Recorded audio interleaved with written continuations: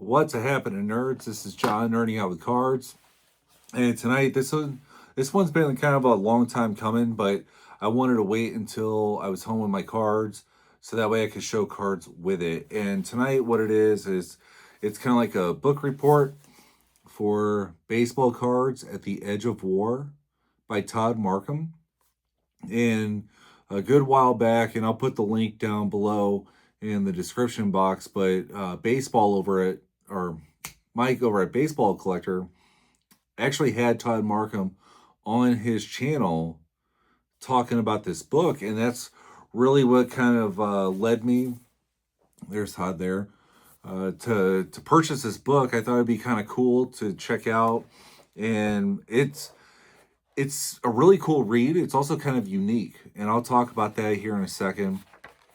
But right at the start, it talks about baseball, the 1941 season leading up to the war, and then it gets into like the important players, so to speak, as far as card manufacturers. And so then what it does is it gets into the player by player, representing all the sets. And so this book gets into the double play, the Gaudy, and the play ball sets that were manufactured in 1941, which we know to be the last major card sets manufactured until 1948 when Bowman started making baseball cards again. So we had that gap, and it was largely due to the war because of scarcity of products and rations and everything that came from the war effort. And so it's being a service member, my family has a long lineage of service members. My grandfather served in World War II, and so that's why after watching Mike's video, I was like, man, this would be a really, really cool book to read, and I was not disappointed. So like I said, I wanted to show some cards with it and kind of show how this book flows. But Johnny Mize had the double play cards, and all I own is double play cards. And really, the big card I want to get is a double play card. So I don't really have a significant want to get play ball or Gaudy cards from these years, but it is what it is. But if there's not really like chapters per se, it just, once it gets past the card manufacturers, it just goes player by player by player.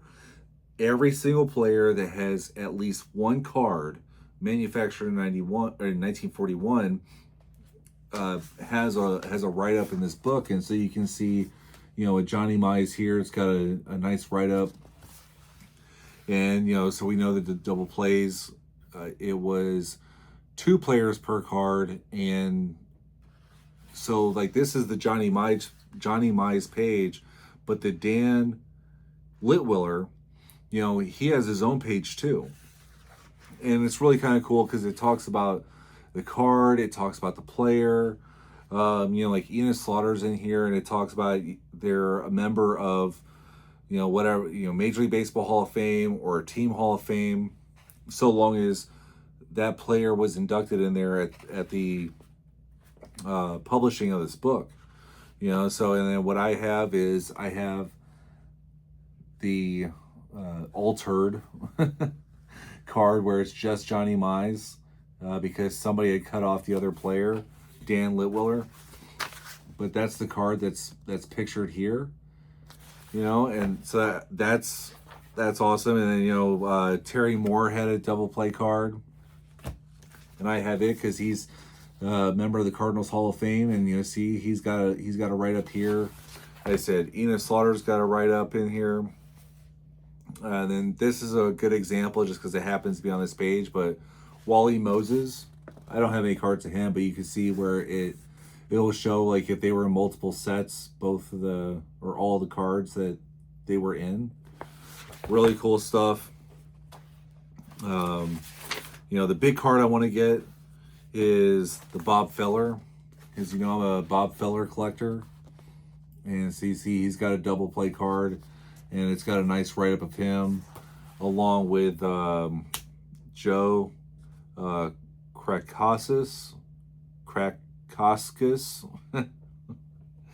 who is Canadian. He's actually, it's one of those things like Bob Feller's on that card, and you're like, oh, but it's got this other guy. But actually, the other guy, and because of this book, actually has an important place in history. And so I'll just read it out of here. It's he had 2 brushes with immortality. He started against Lefty Grove on the day Grove earned his 300th victory. Against Krakowskis, though Krakowskis did not get a decision, he was also the last pitcher to surrender a hit to Joe DiMaggio's 56-game hitting streak. So it's not like he's just like the other guy. Like, he's a Major League Baseball pitcher. And as you can see, he had a place in Major League Baseball history. You just got to read further into it. And that's where books like this really are just awesome. But he served as a Royal Canadian Air Force, where he was a radio mechanic with a night fighter squadron because he was Canadian. And that's just really kind of cool. So, like, now, like, if and when I get that Bob Feller card, well, Joe's going to be on there, and it's not going to be just the other guy or whatever, but there's actually a story behind that player. And like I said, you go through this book, and every single player that has a card, notably Hank Greenberg, has cards, and you can learn more about Hank and the cards themselves. It's just so cool in my mind. Like, here's the actual Bob Feller page, longer write up and whatnot, but so cool. For Todd Marcum to put the time and effort into this book, I think is phenomenal. We definitely need more people like him, making books like this for us card nerds. But I highly recommend this book. Again, it's an easy read. It's just about cards. It's about the time. And you can't go wrong with buying this book. And it's kind of neat because I already had these double play cards. And I definitely have a want to get the Bob Feller, but there's definitively players that are represented in the other sets that I think if you read this book, you might be more interested in acquiring for yourself. There's Joe DiMaggio.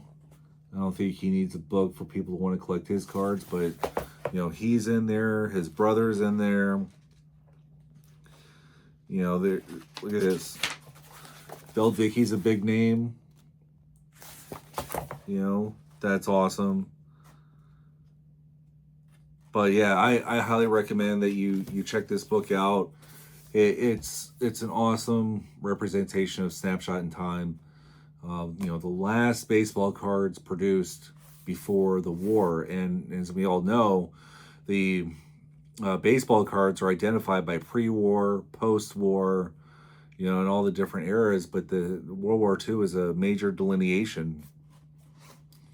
And this really gets into those last pre-war cards. So anyway, this is going to be pretty quick. I hope you like it. I very, very much enjoy this book. I very, very much recommend that you, if you're interested in pre-war vintage cards, because a lot of these players bleed over into the post-war era too, right? Is pick up this book and check it out, and I don't think you'll be sorry. So I hope you all have a good one and nerd your own way and read up on some cards.